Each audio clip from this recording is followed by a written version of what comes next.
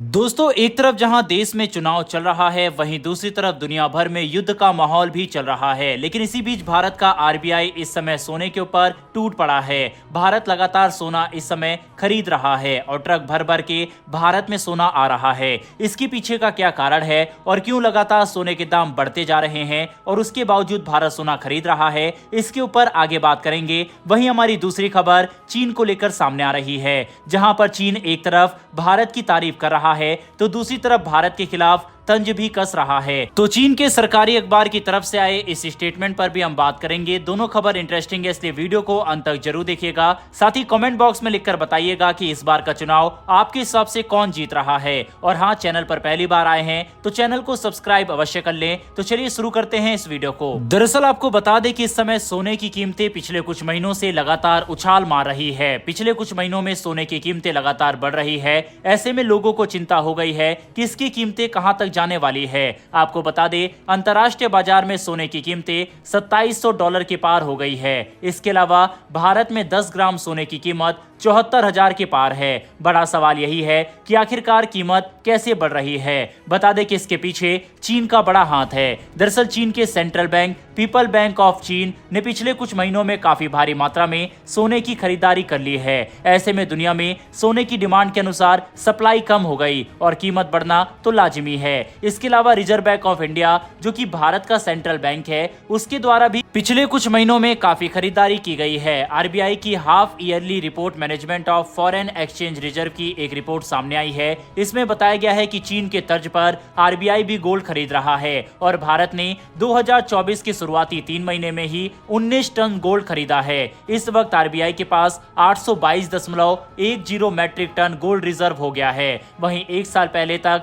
जो foreign reserve 7.18% था, वह बढ़कर 8.15% गोल्ड का हिस्सा हो गया है। इसके अलावा आपको बता दें कि आरबीआई के टोटल गोल्ड रिजर्व में से 408.31 मैट्रिक टन भारत में गोल्ड रखा हुआ है। इसके अलावा बाकी का 387.26 metric tonne bank of England के सेफ कस्टडी में रखा गया है। वहीं 26.53 टन गोल्ड डिपॉजिट फॉर्म में रखा है। भारत ने साल 2024 में जनवरी के महीने में 8.7 टन गोल्ड खरीदा। इसके अलावा शुरुआती 3 महीने में यह आंकड़ा 19 टन तक पहुंच गया। भारत पिछले 7 साल में लगातार काफी मात्रा में गोल्ड खरीद रहा है। साल 2017 के दिसंबर महीने में भारत के पास 617 टन गोल्ड था और साल 2024 के शुरुआती महीने में यह 822 टन के पार पहुंच गया है। हालांकि इन सबके पीछे का कारण चीन है, जो पिछले 2 सालों से सबसे ज्यादा खरीदारी कर रहा है और दुनिया भर में सोने की कीमतों को खुद कंट्रोल कर रहा है। बता दें कि चीन के पीपल बैंक ऑफ चीन ने साल 2023 में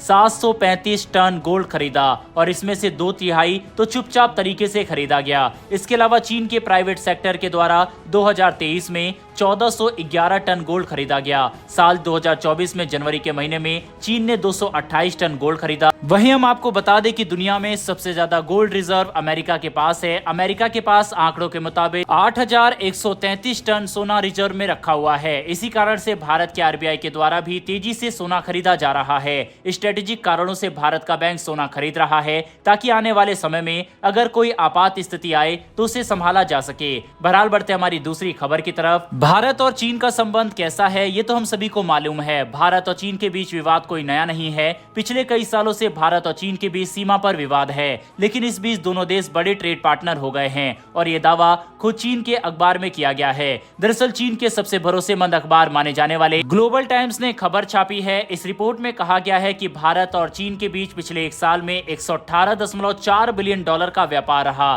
चीन अमेरिका को पछाड़ते हुए भारत का सबसे बड़ा ट्रेडिंग पार्टनर बन गया है। रिपोर्ट में कहा गया है कि भारत हमेशा अपने सुरक्षा मुद्दों को व्यापार से ऊपर रखता है। इस कारण से भारत ने कई चीनी कंपनियों को बैन भी किया। रिपोर्ट में यह भी कहा गया कि भारत में कुछ लोग ऐसे हैं जो दोनों देशों के बीच द्विपक्षीय व्यापार को लेकर क्रिटिसाइज करते रहते हैं, लेकिन इन सभी के बीच भारत और चीन के बीच पिछले एक साल में व्यापार बढ़ा है। इसमें चीन ने 101.7 बिलियन डॉलर एक्सपोर्ट किया है और चीन में 16.67 बिलियन डॉलर का इंपोर्ट हुआ है, यानी कि मात्र 16.67 बिलियन डॉलर का सामान भारत ने चीन में भेजा है। रिपोर्ट में कहा गया है कि साल 2021-22 और साल 2022-23 में अमेरिका भारत का सबसे बड़ा व्यापारिक साझेदार था, लेकिन अब चीन का नंबर 1 पर आ गया है। इसके अलावा रिपोर्ट में कहा गया है कि दुनिया भर में बहस हो रही है कि क्या भारत चीन की जगह ले सकता है और क्या भारत की इंडस्ट्री वैल्यू में चीन को हासिल कर लेगा। तो इस पर ग्लोबल टाइम्स लिखता है कि ऐसा संभव नहीं है, क्योंकि चीन काफी ज्यादा आगे है। हालांकि ग्लोबल टाइम्स ने भारत के मेक इन इंडिया प्रोजेक्ट का भी जिक्र किया और इसकी भी तारीफ की। उन्होंने कहा कि भारत की इंडस्ट्री को सपोर्ट चाहिए और इस समय मेक इन इंडिया